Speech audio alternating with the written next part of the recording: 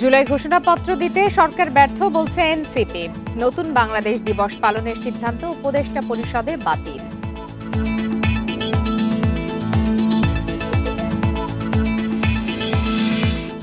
ভুয়া মামলা বন্ধে ফৌজদারি দণ্ডবিধিতে সংশোধনী আনছে সরকার। প্রাথমিক তদন্তেই খালাস পাবেন আসামিরা।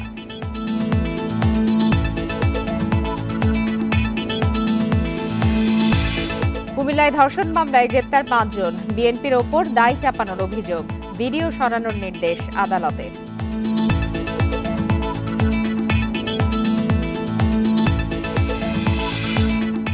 এনবিআরে আন্দোলন পরিকল্পিত ও দূরভিসন্ধিমূলক বলছে সরকার। দ্রুত কাজে না ফিরলে কঠোর ব্যবস্থার হুঁশিয়ারি।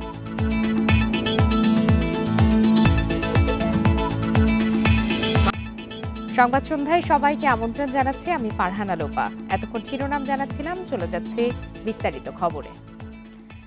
জুলাই ঘোষণাপত্র দিতে সরকার ব্যর্থ হয়েছে অভিযোগ করে ৩ আগস্ট কেন্দ্রীয় শহীদ মিনারে ছাত্র জনতার উপস্থিতিতে ঘোষণাপত্র ও ইশতেহার পাঠের ঘোষণা দিয়েছে এনসিপি। সকালে রাজধানীর বাংলা মোটরে দলের কেন্দ্রীয় কার্যালয়ে সংবাদ সম্মেলনে এই ঘোষণা দেন পার্টির আহ্বায়ক নাহিদ ইসলাম।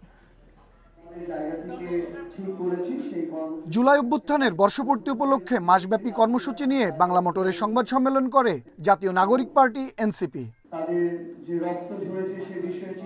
সংবাদ সম্মেলনে জানানো হয়, ১ জুলাই থেকে দেশ গড়তে জুলাই পদযাত্রা কর্মসূচি পালন করবে এনসিপি। শহীদ আবু সাইদের কবর জিয়ারতের মধ্য দিয়ে এই পদযাত্রা শুরু হবে বলে জানায় দলটি।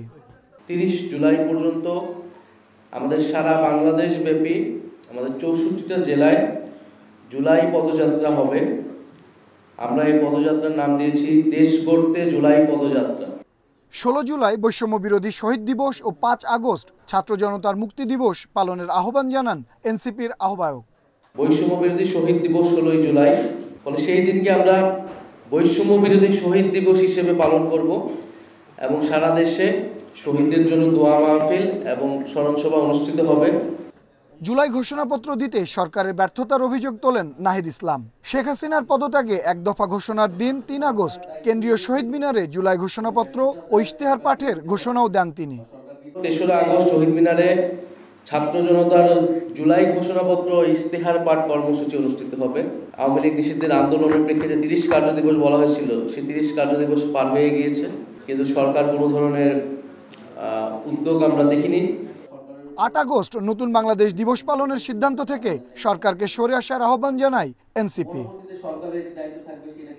আনোয়ার সাদাত নূর, ইন্ডিপেন্ডেন্ট নিউজ, ঢাকা।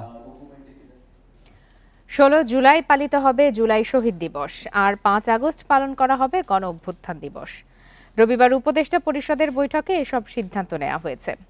ফেসবুক পোস্টে প্রেস সচিব শফিকুল আলম জানিয়েছেন, ৮ আগস্ট কোনো বিশেষ দিবস পালিত হবে না। এর আগে গত বুধবার ৮ আগস্ট নতুন বাংলাদেশ দিবস ঘোষণা করে সরকার। এতে আপত্তি জানান এনসিপির ৩ নেতা সার্জিস আলম, হাসনাত আবদুল্লাহ ও আখতার হোসেন। ছাত্র জনতার অভ্যুত্থানে গত বছরের ৫ আগস্ট শেখ হাসিনা সরকারের পতন হয়। এর ৩ দিন পর ৮ আগস্ট অধ্যাপক মোহাম্মদ ইউনূসের নেতৃত্বে গঠিত হয় অন্তর্বর্তী সরকার। ছাত্র জনতার আন্দোলনে ১৬ জুলাই গুলিবিদ্ধ হয়ে প্রথম নিহত হন রংপুরের বেগম রোকেয়া বিশ্ববিদ্যালয়ের শিক্ষার্থী আবু সাইদ, যিনি জুলাই গণঅভ্যুত্থানের প্রথম শহীদ।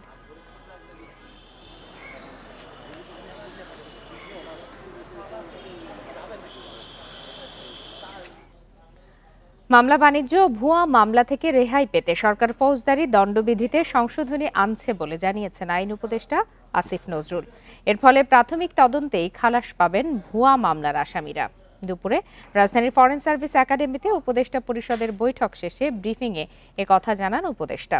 বলেন, মিথ্যা অভিযোগে করা ভুয়া মামলায় রেহাই পেতে নতুন বিধান যুক্ত করা হয়েছে। এতে বলা হয়েছে, পুলিশ কমিশনার বা পুলিশ সুপার যদি প্রাথমিক তদন্তে মনে করেন অভিযোগ যৌক্তিক নয়, তাহলে সেই রিপোর্ট ম্যাজিস্ট্রেটের কাছে জমা দিতে হবে। ম্যাজিস্ট্রেট তথ্য প্রমাণের ঘাটতি দেখলে বিচার শুরুর আগেই অভিযুক্তদের মুক্তি দিতে পারবেন। কিছু কিছু ক্ষেত্রে আপনার এক ধরনের মামলা বাণিজ্য থাকে, তো এই লোকগুলা যারা এখানে আসামি হন, ওনারা ২-৩ বছর যাবৎ একটা আশঙ্কার মধ্যে থাকেন যে কখন ওনাদেরকে গ্রেফতার করা হবে বা ওনাদের ক্ষেত্রে মানে গ্রেফতার বাণিজ্যটা যে হয় কিনা। সেটা থেকে পরিত্রাণ পাওয়ার জন্য আমরা একটা নতুন বিধান করেছি সিআরপিসিতে 173A। কুমিল্লার মুরাদনগরে ধর্ষণ মামলার প্রধান আসামি ফজর আলীকে ঢাকা থেকে গ্রেপ্তার করা হয়েছে। ভুক্তভোগী নারীর ভিডিও ছড়ানোর ঘটনায় গ্রেপ্তার হয়েছে আরও 4 জন। তাদের বিরুদ্ধেও মামলা হবে বলে জানিয়েছে পুলিশ। এদিকে এ ঘটনায় ভুক্তভোগীর ভিডিও সামাজিক যোগাযোগ মাধ্যম থেকে সরাতে বিটিআরসিকে নির্দেশ দিয়েছে হাইকোর্ট। সেই সাথে নির্যাতিতার নিরাপত্তা নিশ্চিতের আদেশ দেওয়া হয়েছে। 15 দিন আগে স্বামীর বাড়ি থেকে কুমিল্লার মুরাদনগরে বেড়াতে এসেছিলেন বাবার বাড়িতে। বৃহস্পতিবার রাতে একই গ্রামের ফজর আলী ঘরে ঢুকে ধর্ষণ করে ওই নারীকে। পরে তার চিৎকারে এগিয়ে আসে প্রতিবেশীরা। এ সময় ফজর আলীকে আটক করে মারধর করা হয়। এক পর্যায়ে ঘটনাস্থল থেকে পালিয়ে যান ফজর আলী। এরই মধ্যে ঘটনার ভিডিও ধারণ করে কয়েকজন। সুষ্ঠু তদন্তের মাধ্যমে সুষ্ঠু বিচার হোক, এইটা শুধু আমার প্রত্যাশা না, সকলেরই প্রত্যাশা। তো জিনিসটা অবশ্যই কেন ছড়াইছে, ও কি উদ্যোগ নিয়ে ছড়াইছে, কার কারণে ছড়াইছে, এটা ওদেরকে অবশ্যই নিয়ে এসে তদন্ত করে এটা ওদেরও বিচার করা উচিত। শুক্রবার থানায় মামলা করেন ভুক্তভোগী নারী। পরে শনিবার রাতে ঘটনার ভিডিও সামাজিক যোগাযোগ মাধ্যমে ছড়িয়ে পড়লে সমালোচনার ঝড় ওঠে। এই ঘটনায় জড়িতদের শাস্তির দাবি জানায় স্থানীয়রা। ওনার যেটা বাসার রাস্তা, ওইটা আমরা যুব সমাজ দ্বারা, আমি বলবো বেশি করে যুব সমাজরা মিলে ওনার রাস্তা আমরা বন্ধ করে দিয়েছি। ধর্ষণের ঘটনায় রোববার সকালে প্রধান আসামি ফজর আলীকে ঢাকার সায়দাবাদ থেকে গ্রেপ্তার করে পুলিশ। এছাড়া ভিডিও ধারণ ও প্রচারের ঘটনায় জড়িতদের আইনের আওতায় আনা হবে বলে জানিয়েছে পুলিশ। প্রবাসীর স্ত্রী ওনার বাপের বাড়ি বেড়াতে আসছিলেন, তখন এই ঘটনা ঘটে এবং স্থানীয় কিছু লোকজন তখন ঘরের ভিতর ঢুকে ওই ফজর আলীকে মারপিট করে এবং তখন ফজর আলী কিছুক্ষণ পরে পালিয়ে যায়। এই ঘটনায় মোট 5 জনকে গ্রেপ্তার করা হয়েছে। ঘটনার পর মেডিকেল পরীক্ষা সম্পন্ন হয়েছে ভুক্তভোগী নারীর। Independent news. কুমিল্লার মুরাদনগরে ধর্ষণের অপকর্মে আওয়ামী লীগ কর্মী জড়িত থাকলেও বিএনপির ওপর দায় চাপানোর অভিযোগ করেছেন দলটির সিনিয়র যুগ্ম মহাসচিব রুহুল কবির রিজভী। সকালে নয়াপল্টনে দলের কেন্দ্রীয় কার্যালয়ে জরুরি সংবাদ সম্মেলনে এই মন্তব্য করেন তিনি। বলেন, আইনশৃঙ্খলা বাহিনী কঠোর না হওয়ায় দেশে এসব ঘটনা ঘটছে। এ সময় কুমিল্লার ঘটনায় জড়িতদের দ্রুত দৃশ্যমান বিচারের দাবি জানান বিএনপি নেতা। বলেন, গণতন্ত্রের পক্ষের রাজনৈতিক দলগুলোর মধ্যে বিভেদ সৃষ্টি ও হেয় করতে চেষ্টা চালাচ্ছে পতিত সরকার। জুলাই অভ্যুত্থানের শহীদদের স্বপ্ন বাস্তবায়নে সবাইকে ঐক্যবদ্ধ থাকার আহ্বান জানান রুহুল কবির রিজভী। যে সেটা করেছে আওয়ামী লীগের একজন নেতা একটি হিন্দু পরিবারে গিয়ে যে অপকর্মটি করেছে, আমার মুখ দিয়ে বলতেও সেটা ঘৃণা লাগছে, সেটা আমাদের দলের নামে চাপিয়ে দেওয়ার চেষ্টা করছে। সংখ্যানুপাতিক পদ্ধতিতে নির্বাচন চেয়ে আগামী জাতীয় সংসদ নির্বাচন পেছানোর ষড়যন্ত্র সফল হবে না বলে মন্তব্য করেছেন বিএনপির স্থায়ী কমিটির সদস্য মির্জা আব্বাস। বলেন, দেশের মানুষ প্রচলিত নির্বাচন ব্যবস্থায় অভ্যস্ত, তাই অন্য পদ্ধতি মেনে নেবে না। সকালে রাজধানীর ডিপ্লোমা ইঞ্জিনিয়ার্স ইনস্টিটিউটে রমনা থানা বিএনপির সদস্য সংগ্রহ কার্যক্রম উদ্বোধনে এই মন্তব্য করেন মির্জা আব্বাস। বলেন, গণহত্যার বিচার ও প্রয়োজনীয় সংস্কারকে নির্বাচনের প্রতিবন্ধকতা হিসাবে দেখাতে একটি মহল সক্রিয়। নির্বাচন নিয়ে তাদের কোনো ষড়যন্ত্রই সফল হবে না।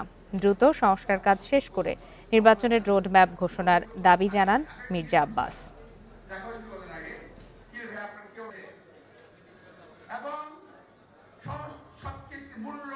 স্থানীয় সরকার হতে হবে, আবার পিআর ভোট করতে হবে। কেন ভাই, কইতে আবিষ্কার করেন এগুলা? কে দেয় বুদ্ধি আপনাদের?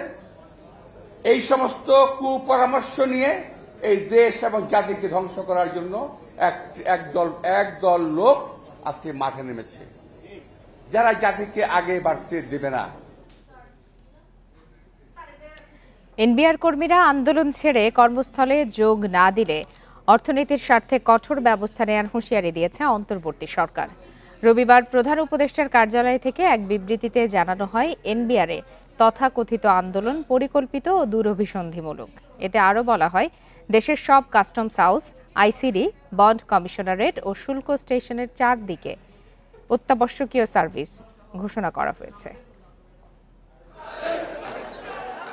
আয়কর, ভ্যাট ও কাস্টমসে সারা দেশে একযোগে ডাকা এনবিআর সংস্কার ঐক্য পরিষদের কমপ্লিট শাটডাউন কর্মসূচির দ্বিতীয় দিনেও এনবিআরের প্রধান ফটকের সামনে অবস্থান নেন কর্মকর্তা কর্মচারীরা। দাবির পক্ষে বিভিন্ন কর অঞ্চল থেকে এসে কর্মসূচিতে যোগ দেন তারা।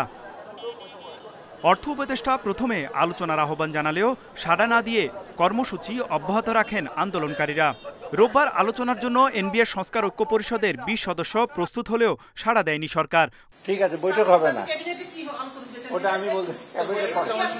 কঠোর অবস্থানে গিয়ে অন্তর্বর্তী সরকার বিবৃতিতে জানায় কর্মসূচি প্রত্যাহার না করলে কঠোর অবস্থান নেওয়া হবে। বিবৃতিতে বলা হয়, আন্দোলনে অর্থ বছরের শেষ 2 মাসে রাজস্ব আদায় কার্যক্রম মারাত্মকভাবে বাধাগ্রস্ত হয়েছে। তাই এই আন্দোলন তথাকথিত ও দুর্বিসন্ধিমূলক। পাশাপাশি দেশের সব customs house, ICD, bond commissionerate ও শুল্ক স্টেশনের চাকরিকে অত্যাবশ্যকীয় সার্ভিস ঘোষণা করে অন্তর্বর্তী সরকার। তবে আন্দোলনকারীরা জানান, আলোচনার মাধ্যমে সমস্যার সমাধান করতে চান তারা। কারণ আমরা যে জায়গায় এসে দাঁড়িয়ে আছি, এটি একটি ক্রাইসিস তৈরি হয়ে গেছে অনেক বড়। সরকার নিশ্চয়ই অনুধাবন করার কথা।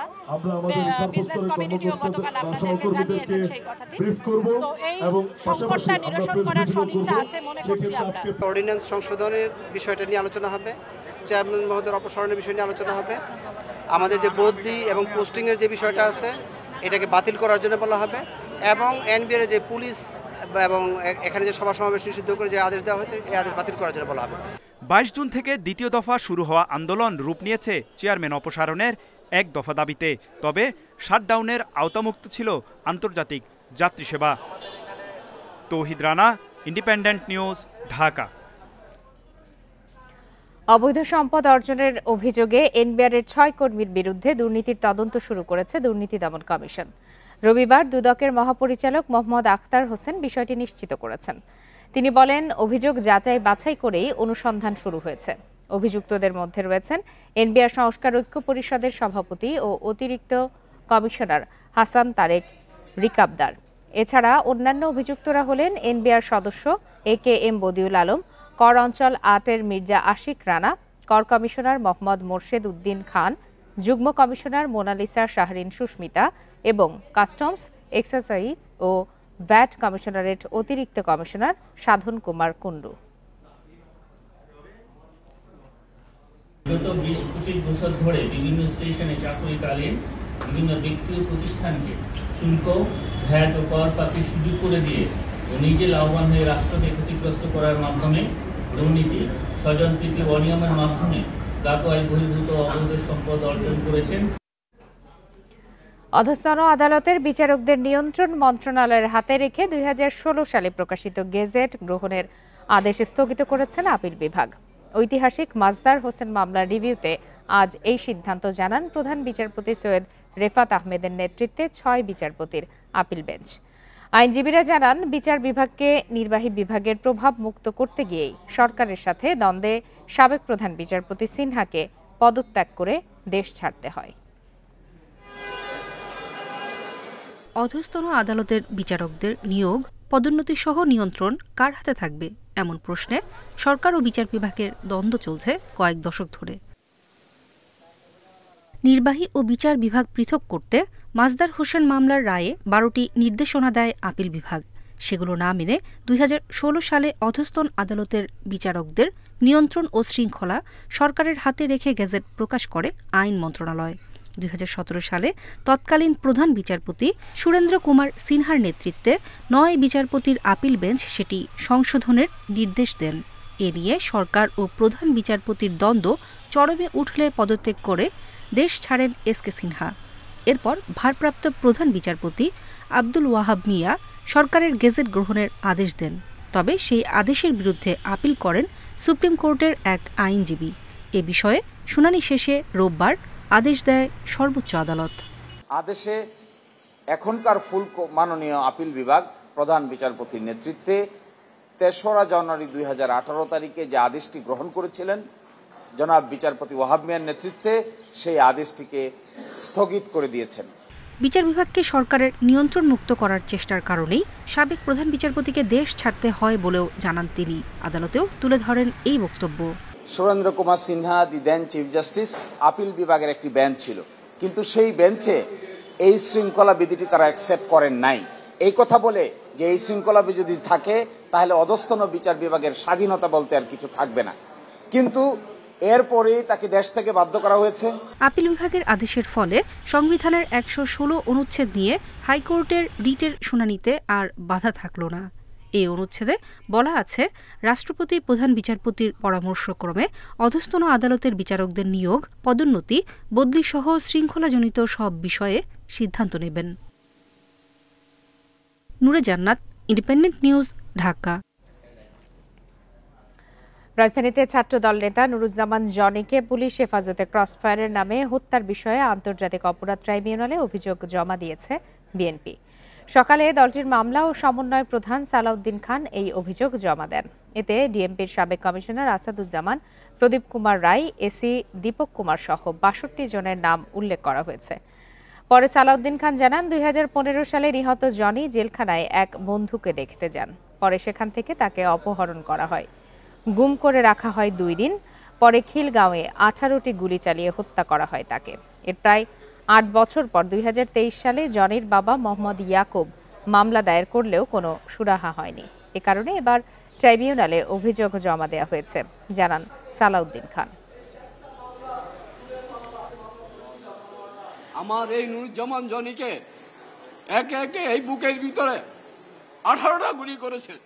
কেন করেছে, কে করেছে, আমি সবাইকে দেখতে চাই এবং উপযুক্ত শাস্তি আশা করি। আমি ৬২ জন আসামি সম্মিলিতভাবে অংশগ্রহণ করে গুলি করে নির্মমভাবে তাকে হত্যা করা হয়। সমস্ত পেপার কাটিং নিয়ে, সমস্ত পেপার থেকে কাগজপত্র নিয়ে আমরা প্রসিকিউটর অফিসে জমা দিলাম, ওনারা রিসিভ করেছেন।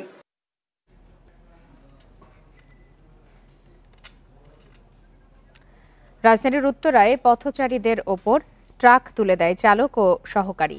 এতে প্রাণ হারিয়েছেন বিশ্ববিদ্যালয় শিক্ষার্থী সহ ৩ জন। সম্পর্কে মামা ভাগ্নে সহ একই পরিবারের সদস্য।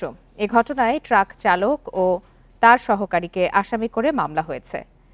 শিক্ষার্থী মৃত্যুর ঘটনায় ক্ষোভ জানিয়ে নিরাপদ সড়কের দাবি তুলেছেন সহপাঠীরা।